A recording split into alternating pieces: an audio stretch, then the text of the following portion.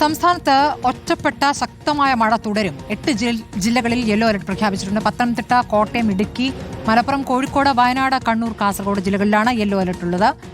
സാന്ത്വന സാജു വിവരങ്ങൾ നൽകും. സാന്ത്വന, ഇപ്പോൾ എന്താണ് ഏറ്റവും പുതിയ മഴ മുന്നറിയിപ്പ്? എവിടേക്കാണ് ശക്തമായ മഴയ്ക്ക് സാധ്യത? സ്മൃതി, സംസ്ഥാനത്ത് ഇന്നും ഒറ്റപ്പെട്ട ശക്തമായ മഴ തുടരും എന്നുള്ള കാര്യമാണ് കാലാവസ്ഥാ വകുപ്പ് അറിയിച്ചിരിക്കുന്നത്. ഇതിന്റെ ഭാഗമായി തന്നെ 8 ജില്ലകളിൽ ഇപ്പോൾ മഴ മുന്നറിയിപ്പ് പ്രഖ്യാപിച്ചിരിക്കുകയാണ്.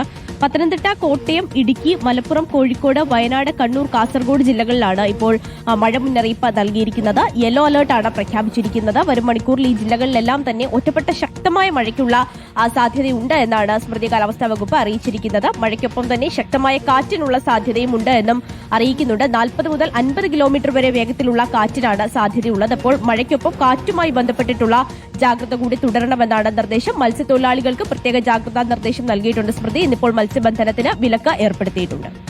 ശരി.